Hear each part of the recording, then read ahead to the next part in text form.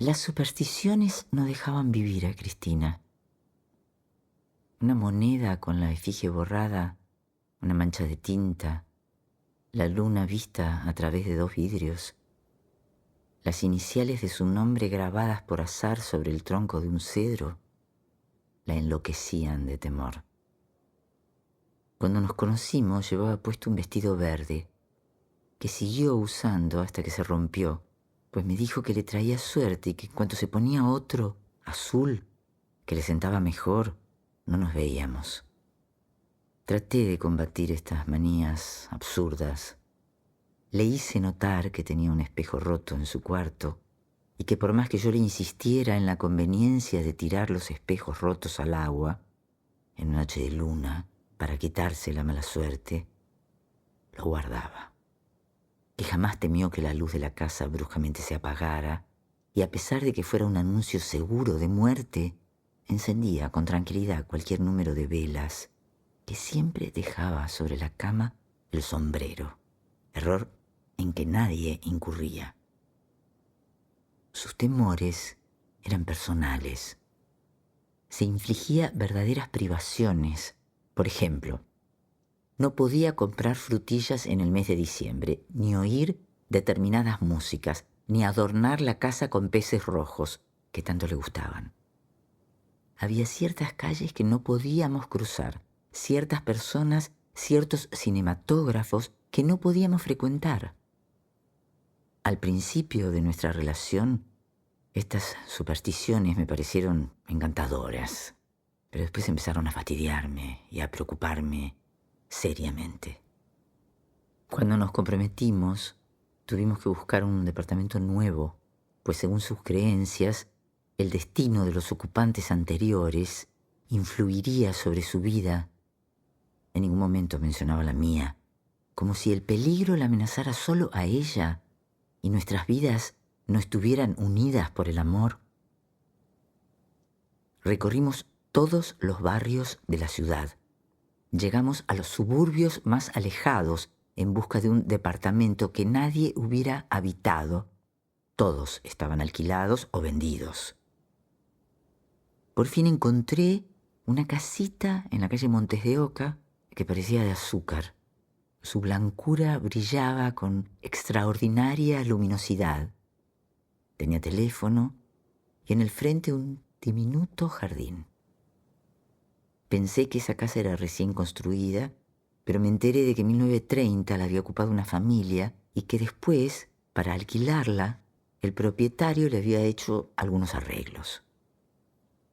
Tuve que hacer creer a Cristina que nadie había vivido en la casa y que era el lugar ideal, la casa de nuestros sueños.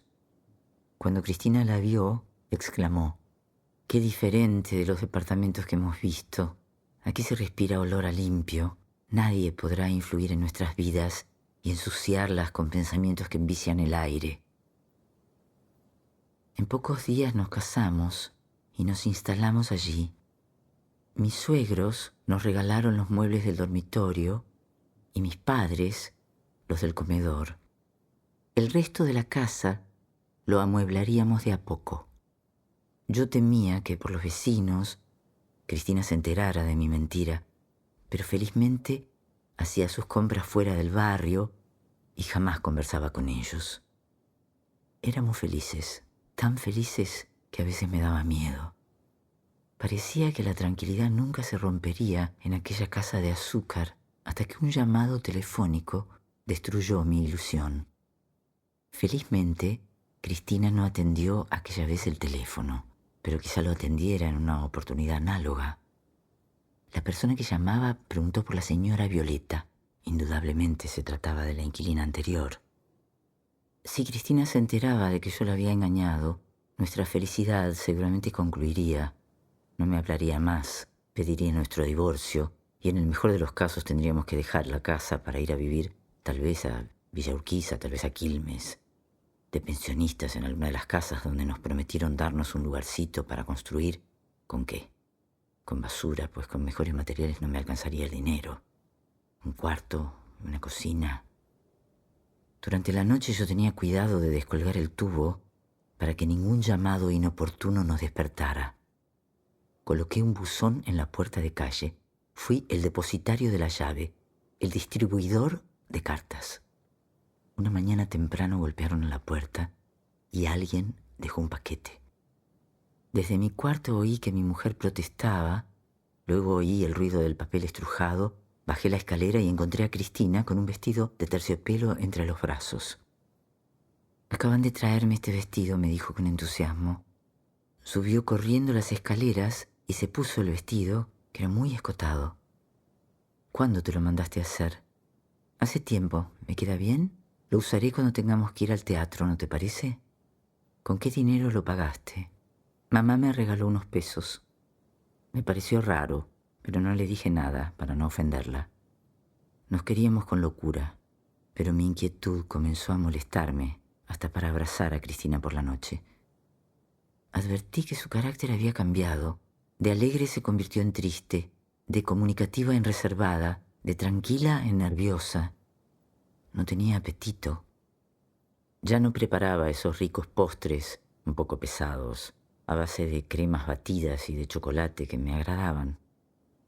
Me adornaba periódicamente la casa con volantes de nylon, en las tapas de la letrina, en las repisas del comedor, en los armarios, en todas partes, como era su costumbre. Ya no me esperaba con vainillas a la hora del té, ni tenía ganas de ir al teatro o al cinematógrafo de noche, ni siquiera cuando nos mandaban entradas de regalo. Una tarde entró un perro en el jardín y se acostó frente a la puerta de calle aullando. Cristina le dio carne y le dio de beber, y después de un baño que le cambió el color del pelo, declaró que le daría hospitalidad y que lo bautizaría con el nombre